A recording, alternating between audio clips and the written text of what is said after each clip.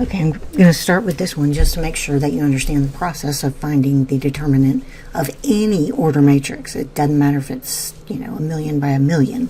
You do it the same exact way as you do a 3 by 3. And that is, you start by choosing a row or column. So I would choose this column because it has lots of zeros in it. And then you just start by writing the first element of that row or column.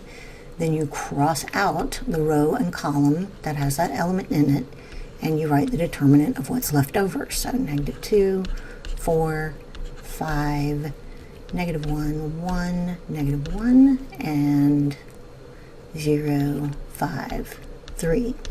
And then you multiply that by the minor, which is -1 raised to the row plus column, which that 1 is in row 1, column 3. So 1 plus 3. Then you move on to the next element in the column you chose. So that would be 0. So you're going to have 0 times whatever's left over, the determinant of the matrix that's left over when you cross out that zeros.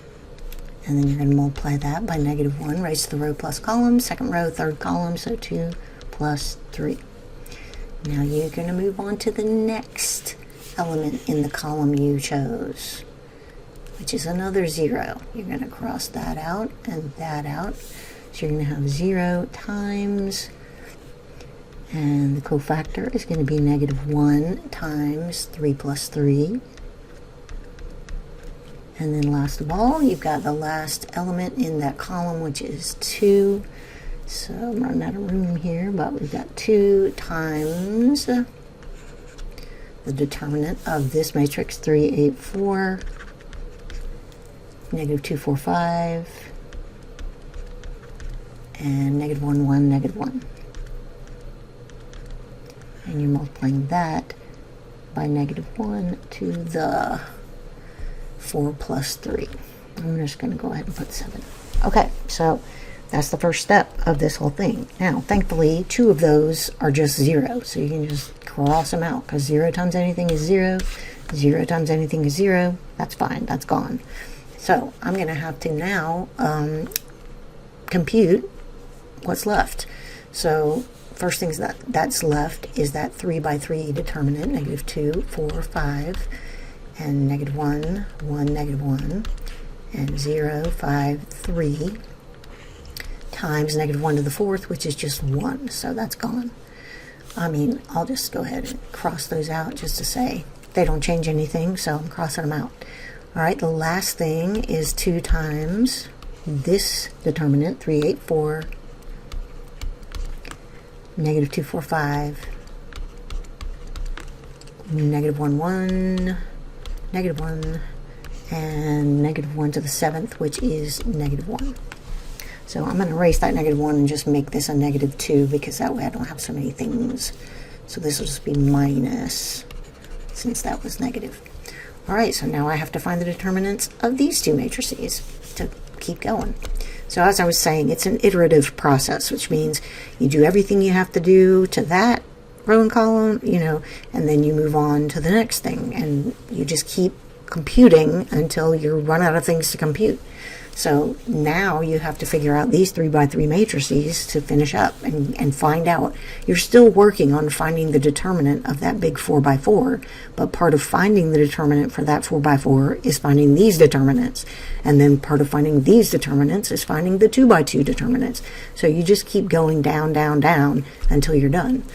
All right, so for this one, I'm going to pick the first column. So I'm going to do this down here just to make sure we don't get confused. So I'm going to do it in a different color. So right now I am working on this determinant. So -2 times what's left.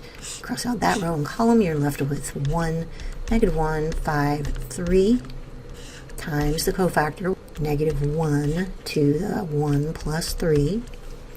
And then you're done with that. So you're going to move on to the -1 here. And you're going to have -1 times 4, 5, determinant of 4, 5, 5, 3, and the cofactor is -1 to the row plus column, so second row, first column. Done with that. Now you're going to move on to the 0 at the bottom, which there's really no need to write it out, but I will just to make sure you're with me. So 0, and that's going to be 4, 5, 1, negative 1, and the cofactor is negative 1 to the row plus column, which is 3 plus 1. So work this out. So negative 2 times 3 plus 5 times 1 plus negative 1 times 12 minus 25 times negative 1 to the 3, which is negative 1, plus 0. So I'm not even going to write it. So that's gone. All right, so this is negative 2 times 8.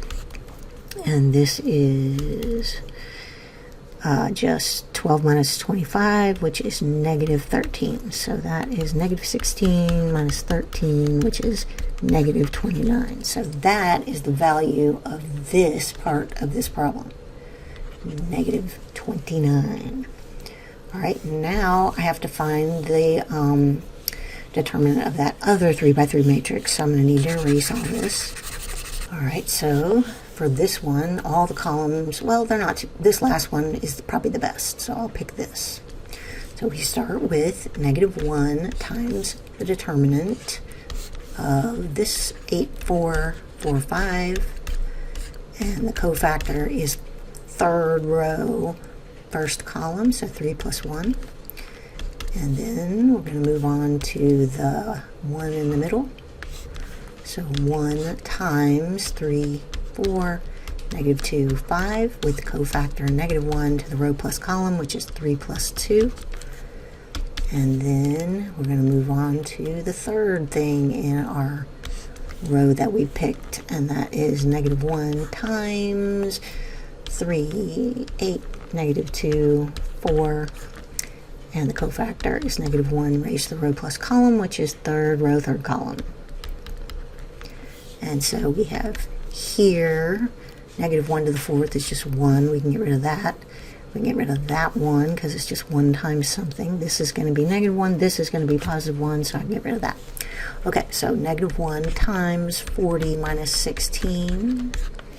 And then we've got negative 1, because the negative 1 to the 5th. Negative 1 times 15 minus negative 8. And then over here we've got negative 1 times 12 minus negative 16, negative 75.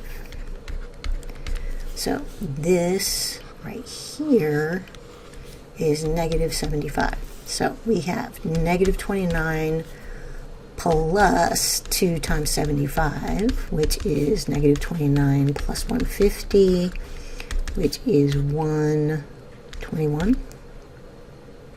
So that's a lot of stuff to go through and keep organized, but that's how the 4x4 works. It works just like the 3x3. It's just that you've got more steps to go through because the first round of that procedure is dealing with the 4x4, and then you're left with 3x3s that you have to deal with, and then you're left by 2x2s you have to deal with. This matrix is invertible because its determinant is not 0.